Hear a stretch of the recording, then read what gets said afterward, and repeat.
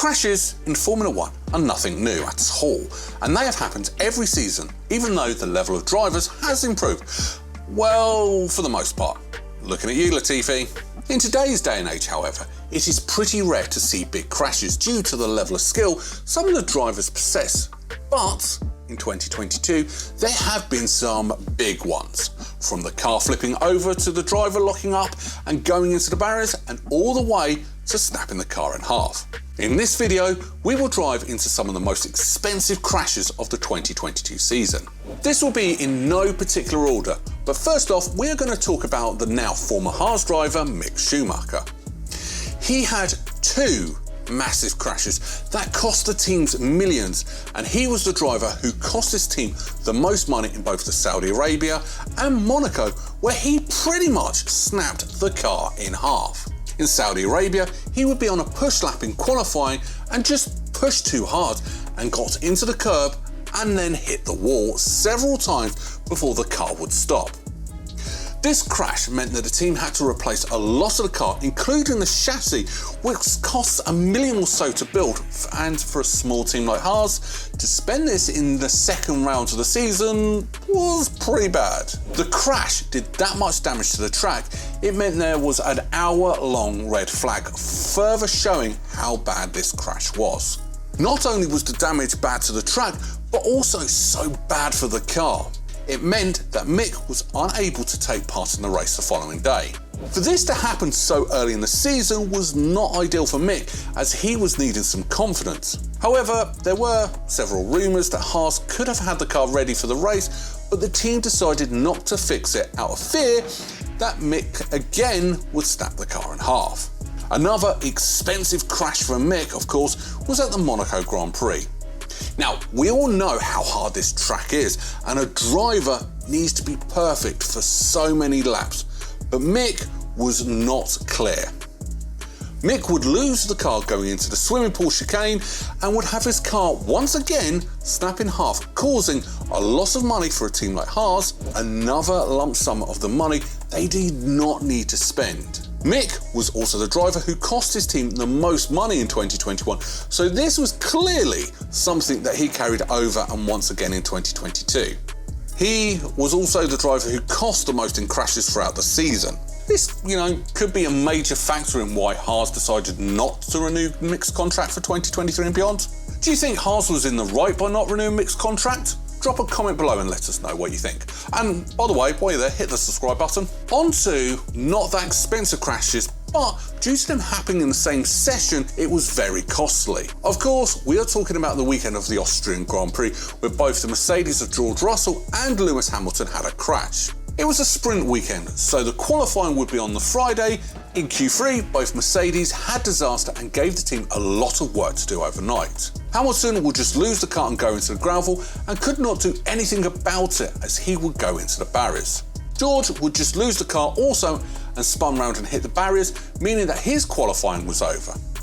Now, these crashes individually may not be the most expensive, but for them to both happen in the same session on the same weekend, it cost the team a lot of money on new front wings.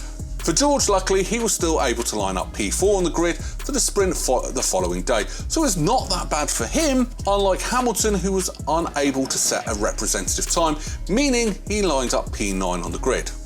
But on Sunday, he was able to still take home a podium, but this has to be one of the most expensive weekends for one team for the whole of 2022. Coming up next, we don't just have one individual crash, but several that happened on lap 1 of the British Grand Prix. The sequence of events that happened on lap 1 was pretty expensive.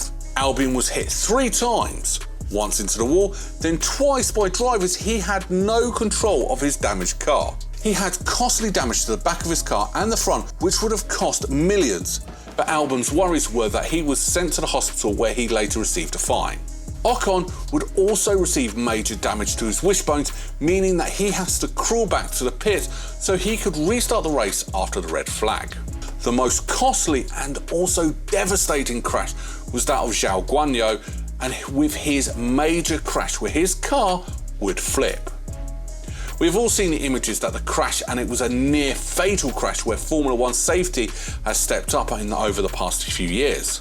Zhou's car would flip and all the car had to be pretty much written off as the amount of damage that it undertook. Alfa Romeo had to replace the whole chassis, front wing, rear wing, gearbox, and many, many more. Of course, this crash was not really Zhou's fault and was more of just a racing incident. So in truth, the team had pretty much make a whole new car, which is very, very expensive with some parts being able to recover, such as the engine, so not all was lost. Is this the most expensive crash that you've seen or heard about? Let us know in the comments below. Next up, we have not only a cost crash in terms of money, but a costly crash in the terms of the championship battle. And of course, we are talking about Charles Leclerc's crash at the French Grand Prix.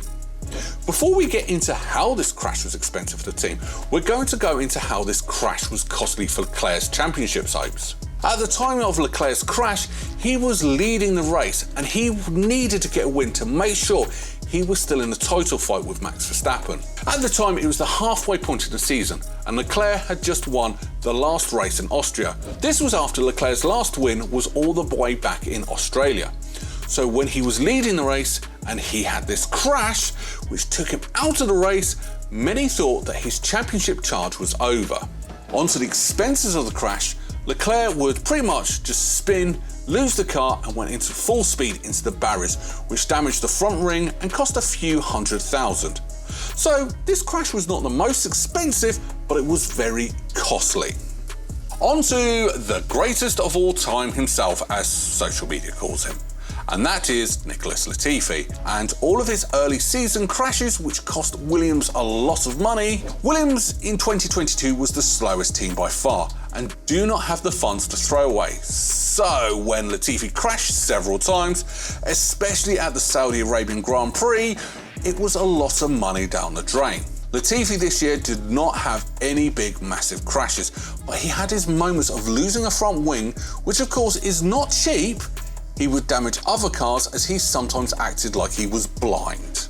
With Latifi making these silly errors that not only could cost the team points, but also a lot of money, it came to nobody's surprise that he was going to be replaced in 2023. How much do you think Latifi cost the team in the 3 years he was at Williams? Overall, it's pretty certain to say that in 2022, we have some pretty big and expensive crashes that have cost the teams a lot of money.